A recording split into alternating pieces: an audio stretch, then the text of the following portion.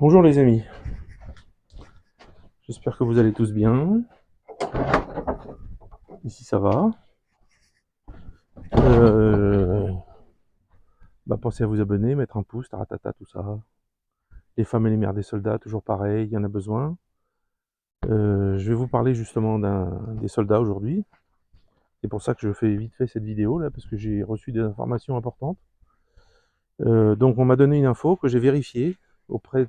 J'ai posé la question à quelqu'un qui est, et il a entendu effectivement la même chose. Il semble, donc je vais rester dans l'expectative, il semble que beaucoup de soldats russes qui étaient en défense à Koursk ont été acceptés dans les hôpitaux de la région avec des problèmes neurologiques et de très gros vomissements. Donc d'après ce qui se dit, c'est que il y a eu des explosions de l'artillerie ukrainienne qui a tiré, et les soldats ont témoigné qu'il y avait du gaz qui restait dans l'air, et c'est avec ça qu'ils ont été asphyxiés. Alors ils pensent à du gaz sarin. Donc je sais pas si c'est vraiment ça, je sais pas, j'ai pas de confirmation. Évidemment, les médias français ne vous confirmeront rien du tout de tout ça.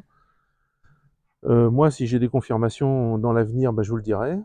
Euh, euh, c'est quand même, sachant que tout ça c'est sous contrôle des Américains, c'est quand même des sacrées ordures, quoi. Alors qu'est-ce que ça va donner? C'est ce que je disais à quelqu'un là, avec qui j'en parlais. Est-ce que les Russes vont aussi, parce qu'ils ont des stocks hein, d'armes chimiques, qui n'ont pas utilisé jamais depuis 2 ans et demi. Donc est-ce qu'ils vont est-ce qu'ils vont les gazer tous là, les mecs? Est-ce qu'ils vont leur balancer une bombe nucléaire sur la gueule parce qu'ils sont rentrés dans le territoire russe? Est-ce que ça on peut pas savoir. Toujours est-il qu'ils ont été arrêtés. Ils ont toujours leur zone qu'ils ont pris, dans laquelle ils sont coincés. Ils peuvent plus avancer maintenant. En fait, c'est juste 10 000 soldats qui ont été envoyés à la mort pour les médias occidentaux et américains, enfin c'est une chose,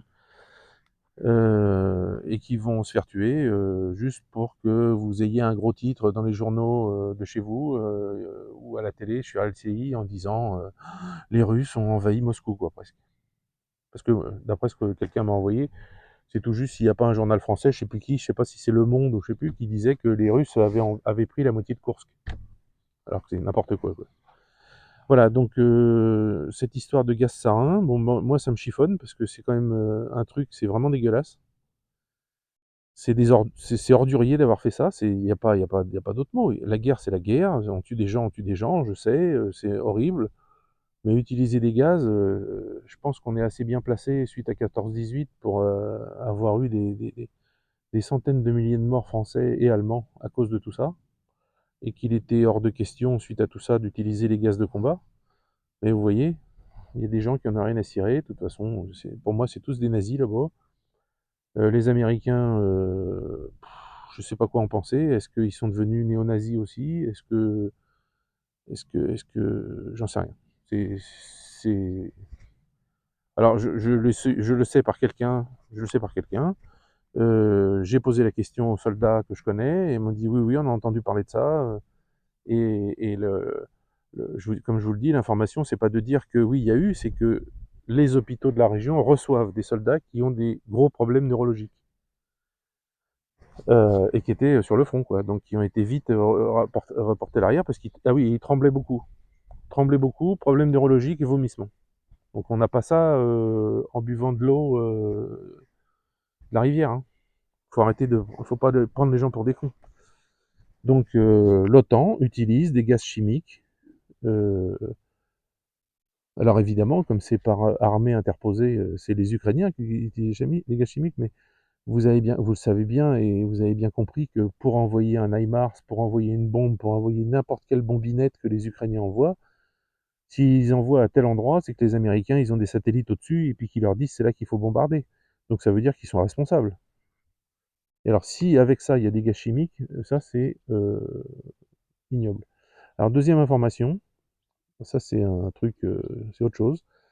Suite à cette attaque de Kursk, là ça fait plusieurs jours, là ça fait 5 jours, 6 jours, ouais 5 jours à peu près je crois. Figurez-vous que sur les réseaux sociaux russes, surtout Telegram, sur les groupes Telegram, sur tout ça,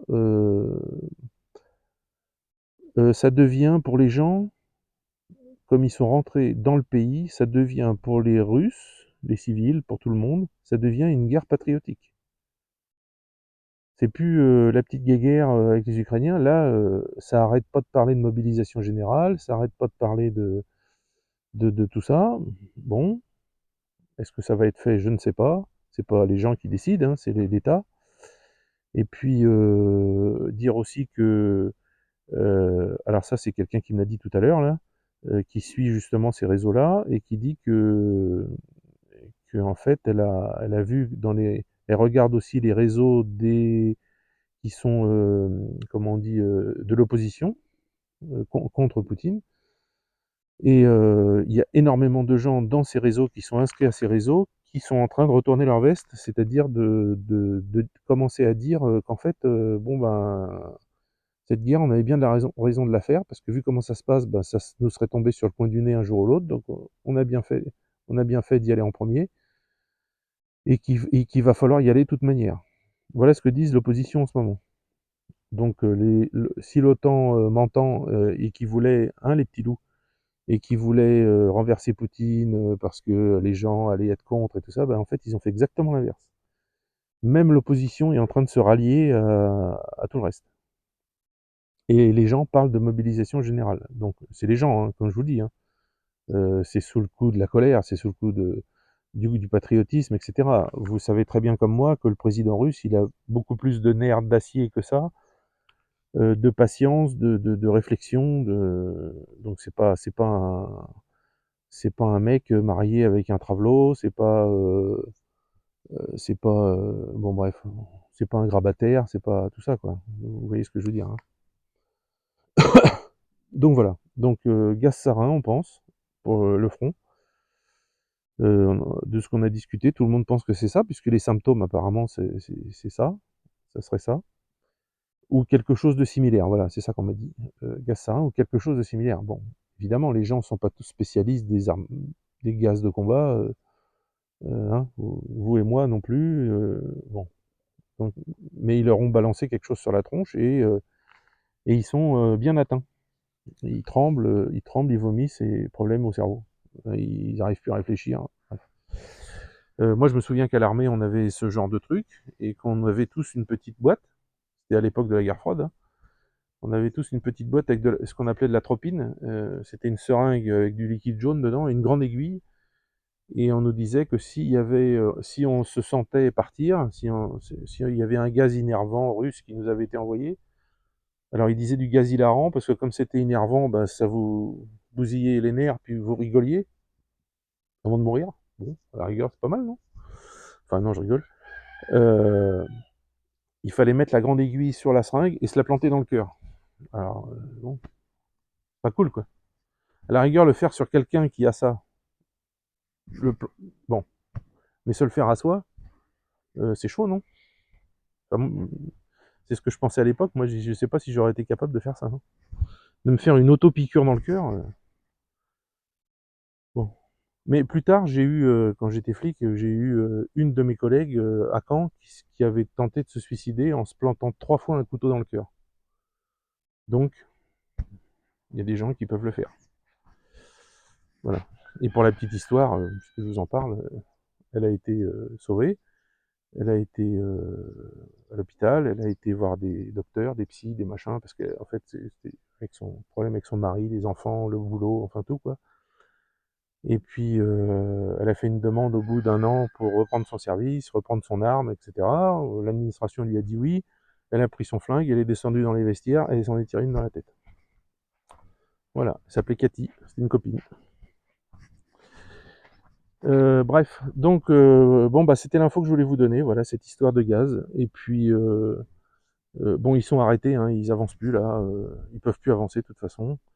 Alors il y a eu effectivement il y a eu un convoi de camions russes, une dizaine de camions russes qui venaient en renfort, qui a été tapé par un HIMARS, je pense, si j'ai bien compris, un HIMARS, et l'HIMARS a détruit les 10 camions. Alors plein de quoi? Plein de munitions, plein d'hommes, ça je sais pas. Voilà. Je sais d'autres trucs, mais je peux pas vous les dire. Donc, j'aimerais bien, mais je peux pas. Voilà. Bon, bah écoutez, je vous souhaite la bonne journée. Demain, je monterai la vidéo avec mon copain, là. Hier, on a visité le musée, tout ça. Enfin bon, je vous ai filmé tout ça. Et puis, voilà. Voilà. Là, on va, comme c'est un spécialiste, un petit peu, et on va retendre la chaîne de ma moto. Allez, à plus.